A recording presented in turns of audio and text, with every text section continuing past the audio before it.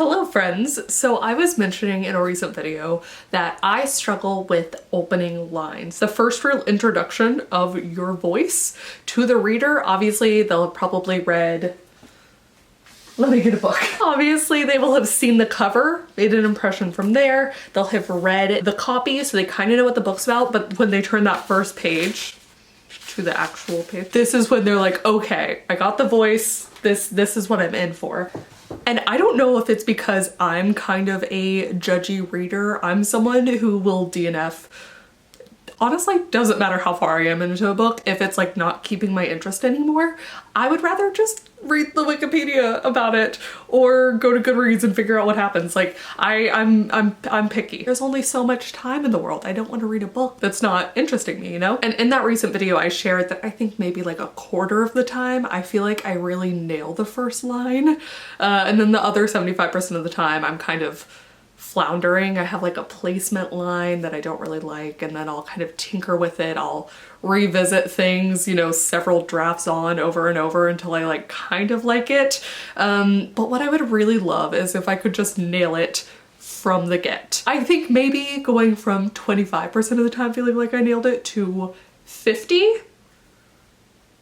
That's my goal. So to progress in this, I decided that I needed to do some research. Now, this has been a struggle I've identified in my own writing for a while now. And so I actually asked last year my patrons, when I ask what's an iconic opening line, the first book that comes to your head, the first line even, if you have it memorized, would be incredible. Comment down below, let me know. And we're gonna go over some of those answers, because I think that in itself is really illuminating. For example, Ace Coffee shared the first line of The Hobbit, which is just, in a hole in the ground there lived a hobbit. And the reason that this works so well is because it immediately kind of begs you to question things. You're like, excuse me, in a hole in the ground there's a hobbit? What is a hobbit? Why does it live in the ground? What is going on? And I think that immediate intrigue is like paramount to a great iconic opening line. One you'll see a lot. The man in black fled across the desert and the gunslinger followed.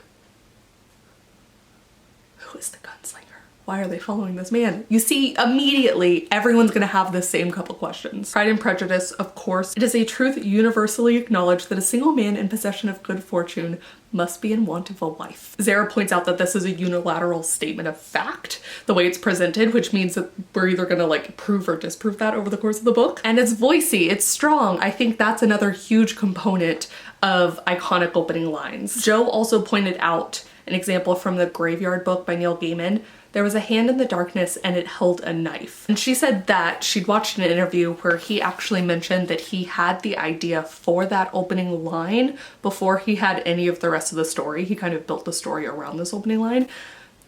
I would like to come back to that concept. But the thing that interested me most is that these same iconic opening lines come up again and again. It's not just my patrons who answered this, but also if you just Google that, you'll get a whole bunch of articles, you'll get random Reddit threads, and it's the same books. Now, some of these examples are, you know, kind of recent, but for the most part, the iconic opening lines that people will reference have been iconic for decades.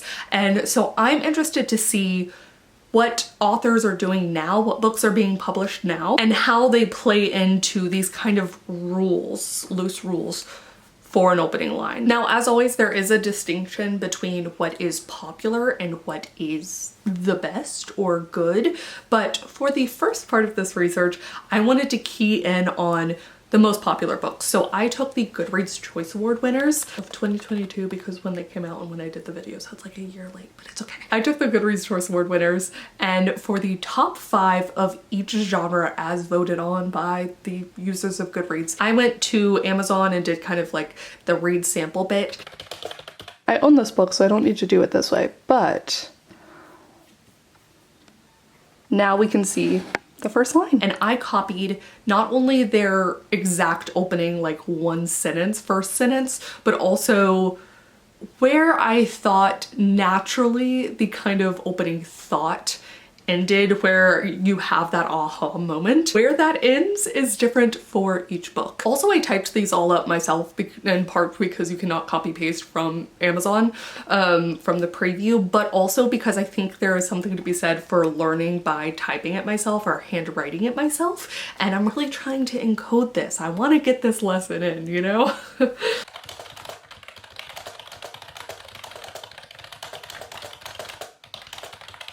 All right, we're done with romance. On to mystery and thriller. They're put together, so I will put them together too.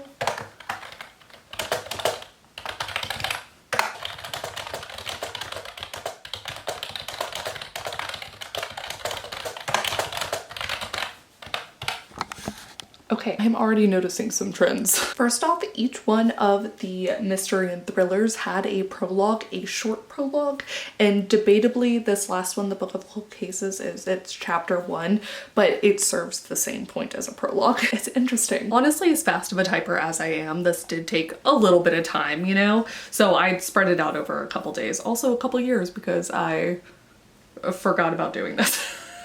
Ooh, I have my computer here with me. You can see all the time that I worked on this going back to April of 2023. So that's fun. A year and a half almost later.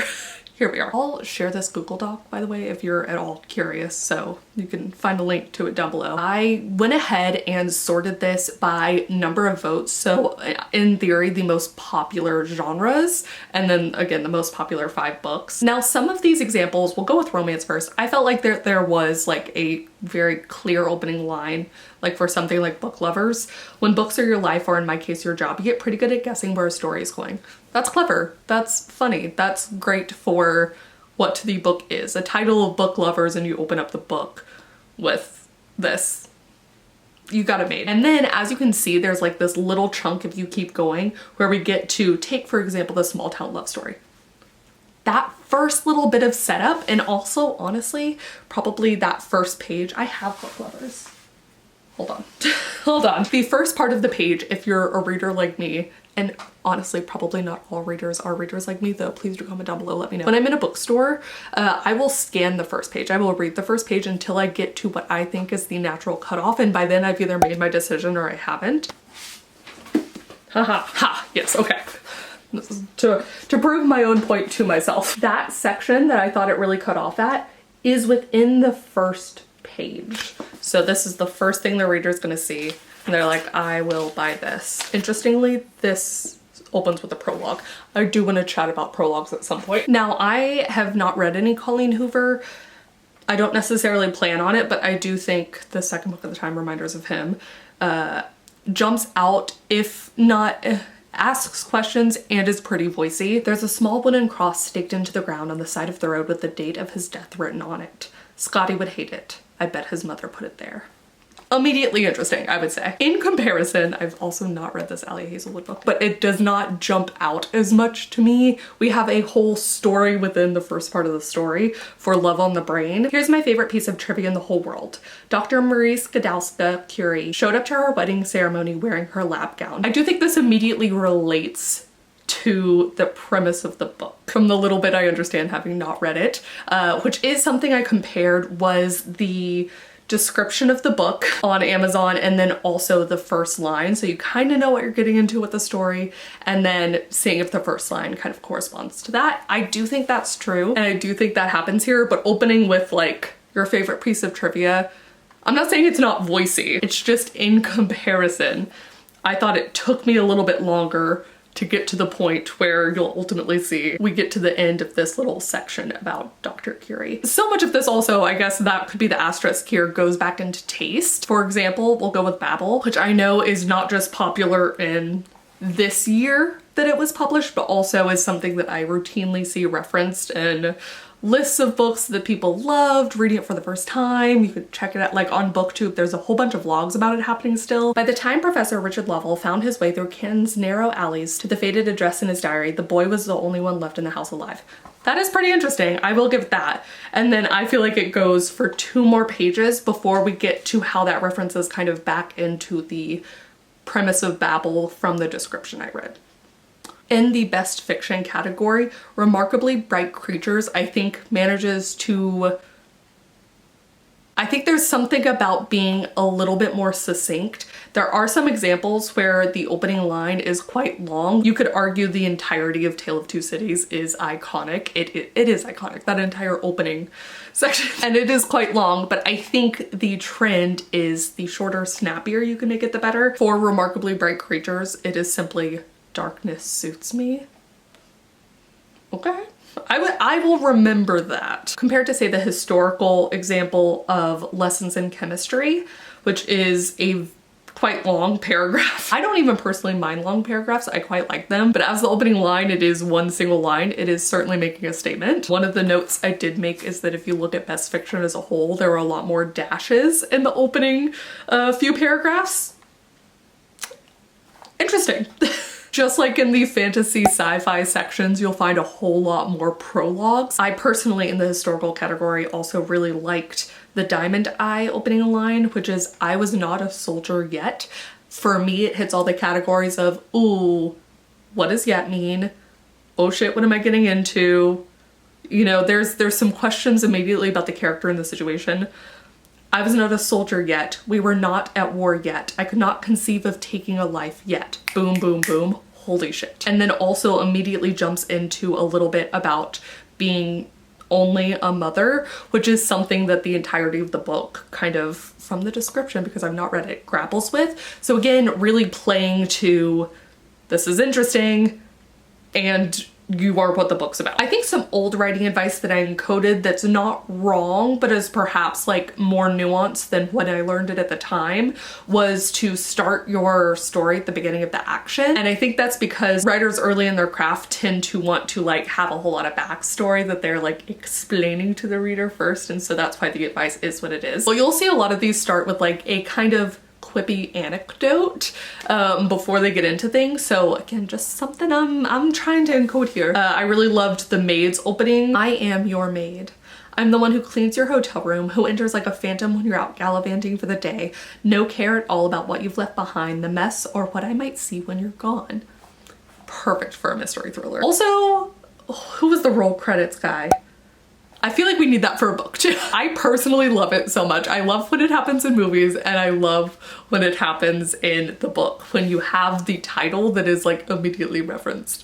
Alternatively, I love when a title seems to be plucked out of nowhere and is also just like kind of vibey. A Flicker in the Dark was good. I thought I knew what monsters were.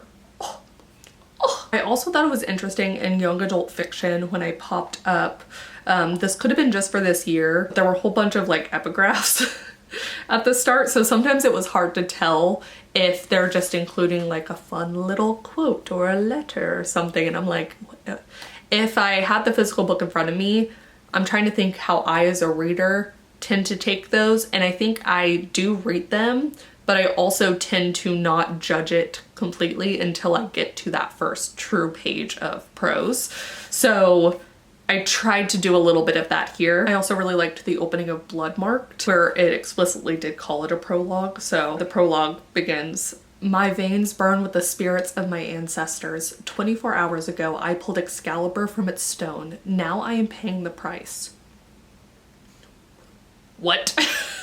Like that's awesome. I found that science fiction as a whole tended to have longer opening lines, or as you'll see, what I consider to be opening lines. I give some like leeway of it's not the exact first sentence, it's just like, you know, continuing that thought. In the horror category, I thought Hidden Pictures was a really interesting example because it's very voicey, so I almost didn't know where to cut it off, but it also didn't seem like the opening line was the opening line is, "A few years back I was running out of money, so I volunteered for a research study at the University of Pennsylvania." You know,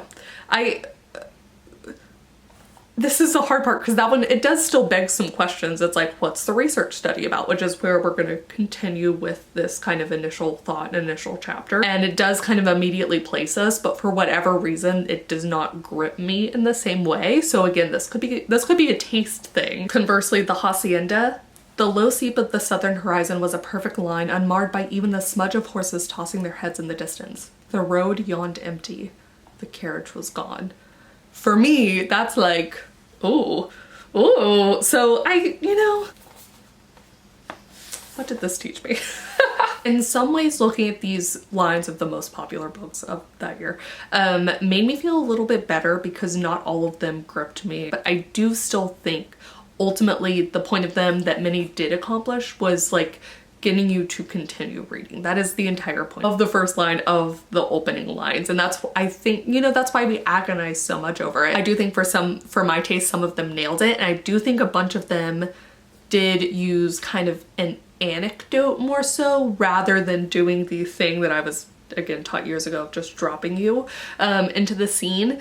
Or if they did drop you into the scene, it kind of had like a little extra hook that happened just before it, maybe a paragraph or so, that then brought it immediately into the scene. Like there was a little something to make you think, ooh, and to kind of anchor you with a statement of sorts. Now, to continue my own personal research, I also want to look at some of the award-winning books of this like current time period to see if there's any distinction. I'm gonna go ahead and guess there's probably not much of one because you're winning an award not for your opening lines but for your entire story, right? So this is the hard part of an opening line is just one line or it's just one paragraph. But it is the thing that gets people to start reading your book. I have read many books where their opening was so strong. Not just the opening line, not just the opening page, but maybe even the opening 10%. And then sometimes the story falls apart. Like your story is not just the beginning, it is the beginning, middle, end. It is the everything. So you can have an adequate opening line, but I'm not trying to get better to adequate. I want to get better to fucking nail it. So anyways, let's go ahead and cover not just some award winners. We'll look at some Hugos, we'll look at some Edgars, you know, we'll play around with stuff. I also want to go ahead and look at, for my specific cozy mystery genre, and see if there's any similarities, maybe even cozy fantasy, just kind of include cozy as a whole. So let us move into some more research.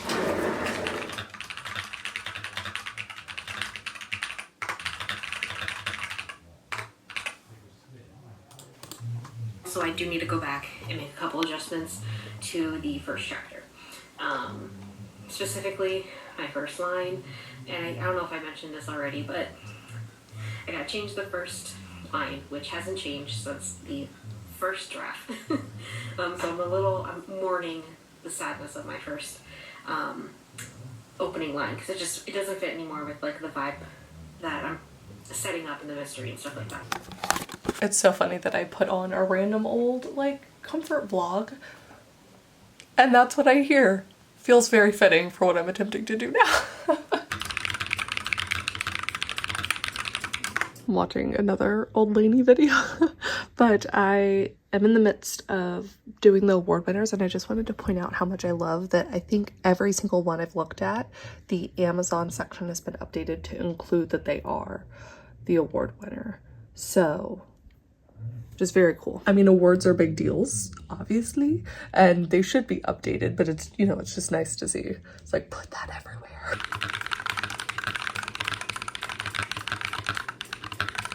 All right, quick observation brought to you by me and Ben. I didn't notice this during the more genre specific ones, or maybe it's just all of the cumulative effects of doing these first lines now, but it did stand out to me that some of the award winners kind of sound like if you've read a lot of nonfiction essays for how they place you in the scene.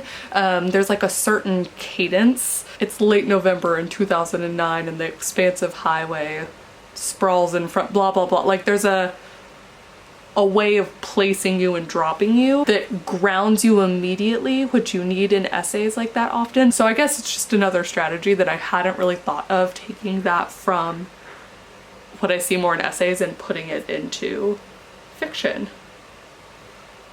Fun. Ben also thinks it's fun. All right, cozy mystery time.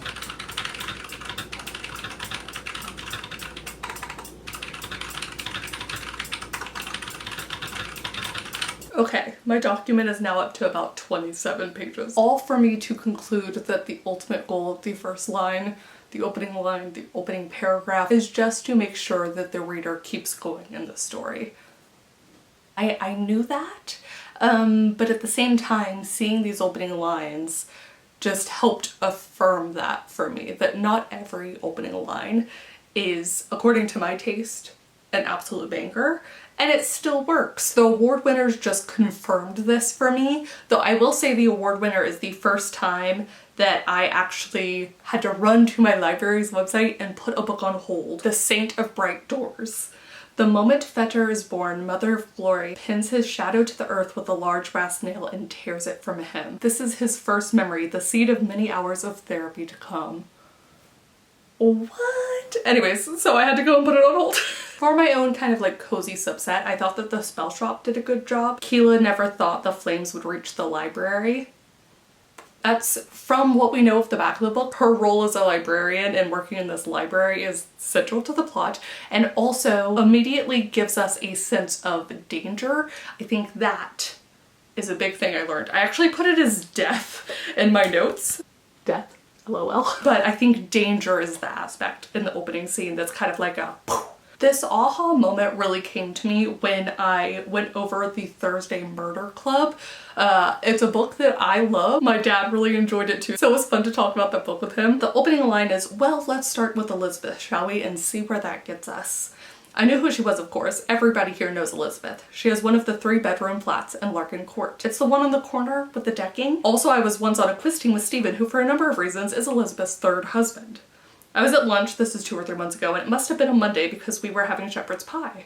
Elizabeth says she could see that I was eating, but she wanted to ask a question about knife wounds if it wasn't an inconvenience. You'll see that I highlighted that whole section because the first opening line, the first 2, don't personally grab me in any way, but the voice is so strong that it like compels you to keep reading. Like with the horror or thriller example that did the same thing, where it was just so voicey that it sucked you in, even though the initial sentence or 2 is not that enticing to me. But I did take some notes for ultimately what I thought the peak, the pinnacle of an opening line should be, and kind of how to get there. If you can have kind of like a genre bingo, by that I mean like a clear sign of the genre in the opening line. So whether that's like spooky words, if you're writing a horror, thriller, mystery, anything like that, whether that is purposely calling out romance tropes, if you're writing a romance, that sort of thing, it is an immediate clue in. That's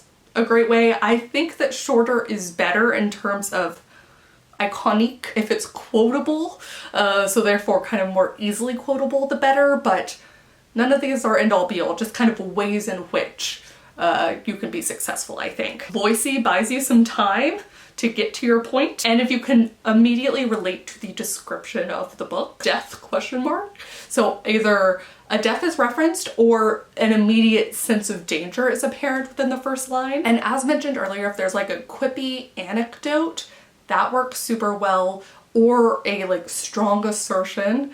So either we're going to prove or disprove the statement that opens the story, ultimately begs a question. And again, all that question needs to be is something that the reader wants to find the answer to. Do I feel better? I think I feel better. I will say that in the process of this, I have tinkered with the opening of A Closet Full of Cauldrons.